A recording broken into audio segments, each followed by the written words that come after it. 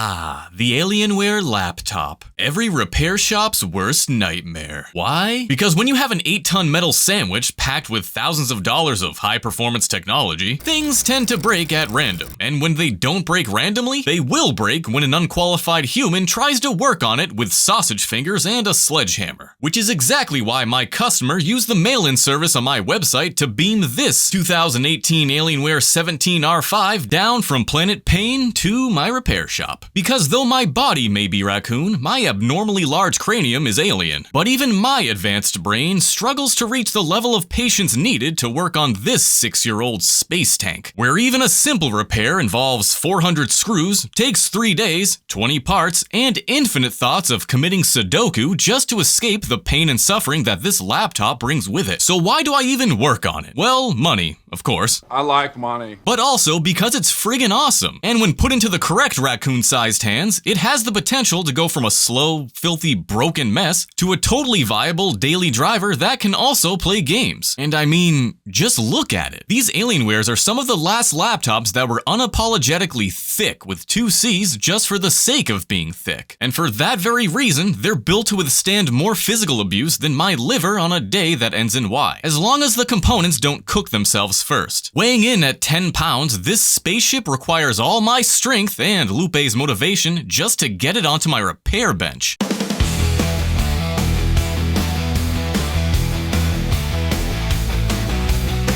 And a lot of that weight is due to the high quality of the metal and plastics used that make this as sturdy as a tank. This thing is such a tank, you might as well put a turret on there and pretend you're playing World of Tanks, today's video sponsor, which is a free-to-play multiplayer PC game that you can download below to join over 100 million players across the globe. And this Alienware armor will fit right in with over 800 tanks of every category, from destroyers and artillery to light and heavy. With over 40 battle arenas and a wide variation of environments, you can plan and execute for every scenario. Whether you're sneaking around like a tiny raccoon or rushing in guns blazing, the historical accuracy makes these steeds of war have the same characteristics as the real-life tanks that they're based off of, meaning it's real easy to get sucked in. And even easier to get started. Just click the link in the description, and if you're a new player, use the invite code COMBAT to get all these for free. And if you're a returning player, but took a break from the battle for more than 30 days, you'll get all this for free. So make sure to check out World of Tanks by clicking the link in the description, and I'll see you in the battlefield. But for now, it's time to get back to this tank. Now, my customer put this laptop in storage 2 years ago because the keyboard was bugging out, it's overheating due to the fan sounding like an average Subaru enthusiast engine, and it was so slow they couldn't even use it to watch their favorite Pokemon videos at 3 a.m. They also informed me that right before shelving it, they had a friend replace the battery, which somehow resulted in the Wi-Fi antennas being completely ripped off. So they decided to mail it to me and told me not to worry about the Wi-Fi as they knew it was a lost cause. And here it is. Clocking in with an i7-8750H, 16 gigabytes of RAM, and a GTX 1060, this is still a very capable laptop in 2024. And though you can never be fully prepared to take on an Alienware job, I'm gonna try my best. And as you can probably guess by the link of this video, no matter how prepared you are, there's no such thing as a fast, easy job on an Alienware. However, I do have the essentials for this repair, which include a new keyboard, replacement fans, silicone thermal pads, PTM 7950, 99% isopropyl alcohol, a Samsung 990 EVO NVMe, and of course, some cotton balls and a screwdriver. You can grab all of this in my Amazon store, link in bio.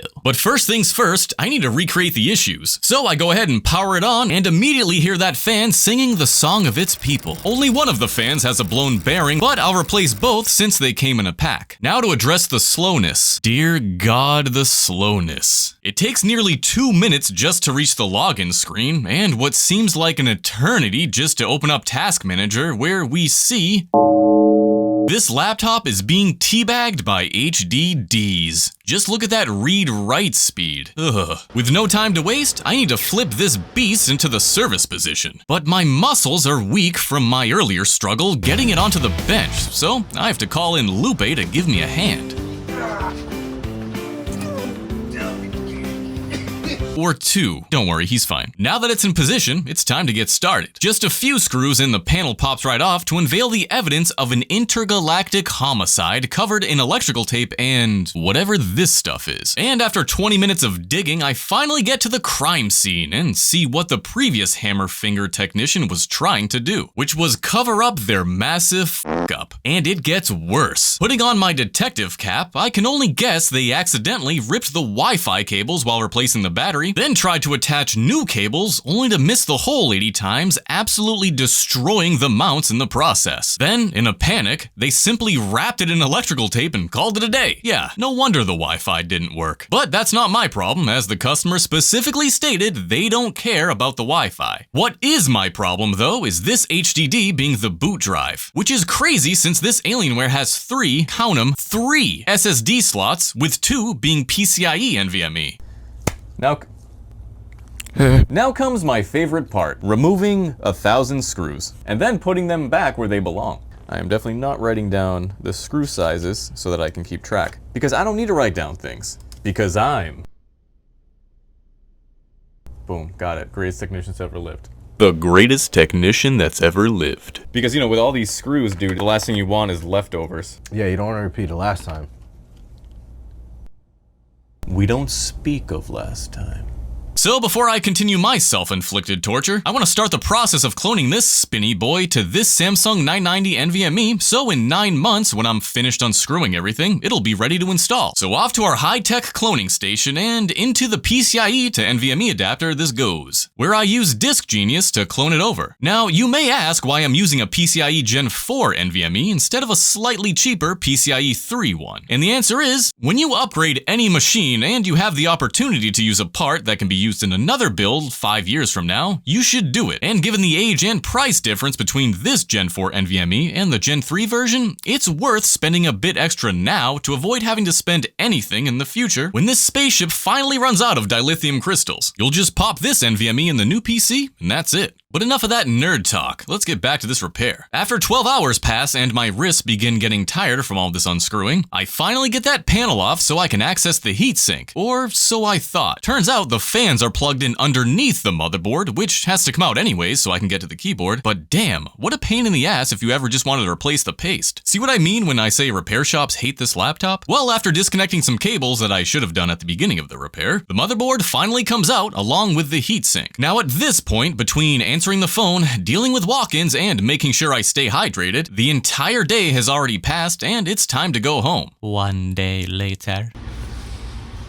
Guess who's got drugs? Are you recording? Dude. Hugs. I meant hugs. Back to business. This thermal paste is looking rough, and I can only imagine how long it's been overheating with that broken fan. Regardless, we've arrived at my least favorite part of the entire repair, replacing those damn thermal pads. All 90 of them, in every shape and size, with every single one requiring an exact measurement and cut that can only be done by the tiniest raccoon-like fingers on planet Earth. This process alone took me an entire hour at least. I actually lost track of time, but all I remember is my neck absolutely screaming at me at this point from being hunched over for so long. That wasn't the only thing that made me scream though, because when I lifted up these 4 tiny thermal pads, every single one had the protective film still attached, meaning they forgot to take them off at the factory on a $3,000 laptop.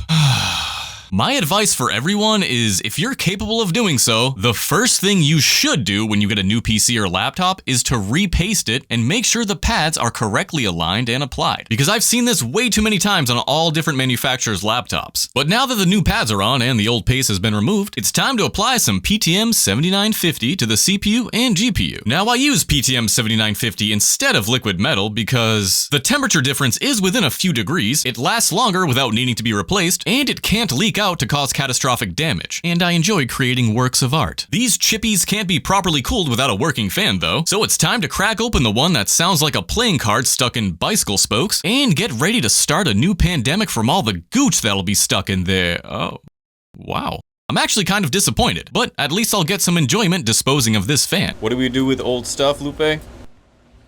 Wasn't that the new fan? Oh, and there's still hope the other fan has some ball hair to offer us. Aw, man. Well, it's still worthy of the Swamp Gooch collection, so in it goes. As does my over-the-shoulder 3-pointer. Nice. I got it in? Yeah. Kobe. With the new fans installed and taped up to seal the gaps, back on the motherboard it goes, and onto the keyboard I go, where I remove exactly 69 more screws to release the old keyboard, and the new one slots right in. And even though I'm full of sarcasm, I want to stop for a second and be serious for a few minutes, something I don't do often. Alright, I want to take a second to break the fourth wall here. Is it the fourth wall or is it the third wall? How many walls are there? Just Jericho. That's helpful. Well, whatever walls there are, I'm gonna break them. Working on this device is not something that you should try at home. Now, I generally recommend you to try repairing anything that you can to save money and to keep things going, but this device is akin to a Lamborghini, and you don't wanna work on it because there's so many things that can go wrong. Even the simplest repair, you can rip a ribbon cable. I mean, the last guy that worked on this ripped the Wi-Fi antennas. That doesn't necessarily mean that this computer was hard to work on because of this. This is a common mistake regardless. But the fact that it is now 5:15 on Thursday and I started working on this computer yesterday around 2 p.m. And even the filming aside, this computer has been an absolute nightmare to work on. With that said, I appreciate how well built this computer is. I also appreciate how Dell labeled every single screw hole and what size the screw is. We are halfway through the repair now. I replaced the keyboard on this thing. I replaced the fans on there. I redid the thermal paste and the thermal pads. That alone took like 4 hours. This also brings me to my next point. If you ever wonder why repair shops charge so much in labor, this is the reason why. My repair shop needs to make $200 profit every single day in order to just pay the overhead. That is not realistic now in 2024. It's simply not, which is why a lot of shops are going out of business or they're charging exorbitant labor rates. So what do you do in this situation? If you have an Alienware laptop that you need the thermal paste changed on or some other job, well, you need to pay those labor rates. Another issue with repairing laptops like this are the quality of the replacement parts. As laptops age, replacement parts get harder to find, especially the fact that we have no right to repair. So there is no obligation for a company to sell replacement parts. For example, if I wanted a battery for this, it doesn't exist. Alienware, Dell is gonna tell me to go fuck myself. I needed to buy a keyboard for this, and I'm lucky that I was able to find a keyboard. Even though it wasn't the exact one, it was still one that was a genuine one. There's a bunch of aftermarket keyboards for this machine, but there's no genuine keyboards for it. And the reason genuine parts are so important is because you're gonna go through all this labor and all this trouble of replacing something. Like, this keyboard was such a hassle to replace. I am thankful that it's replaceable because most keyboards now are riveted to the case. Meanwhile, this one has screws in it. Even though you have to take out the motherboard in the bottom case and all that stuff, at least it's replaceable, it's modular, I respect it, whatever. Really?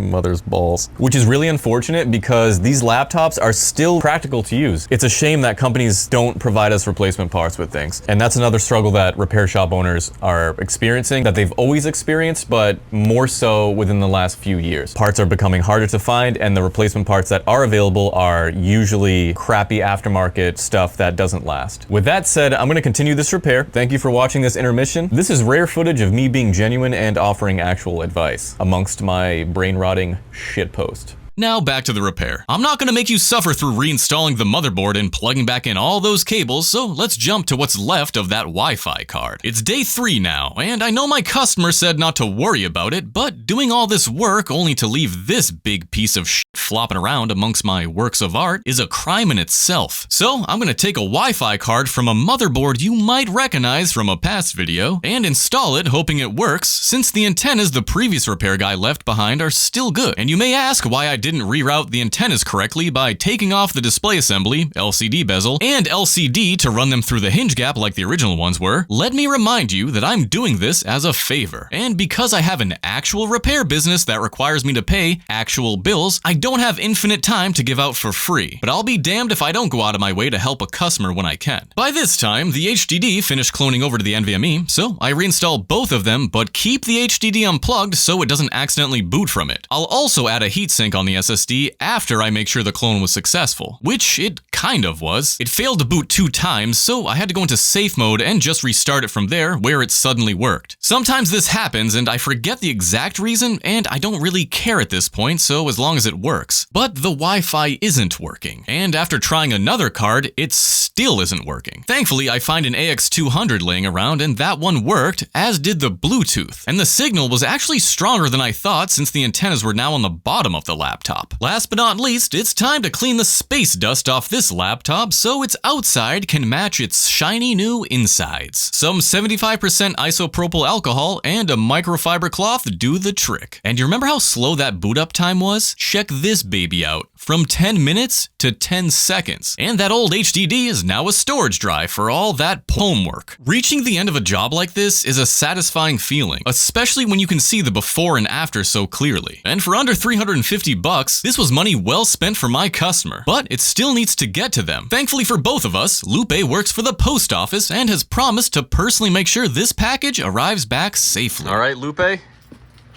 Godspeed, my friend. All right, man. I'll catch you tomorrow. All right.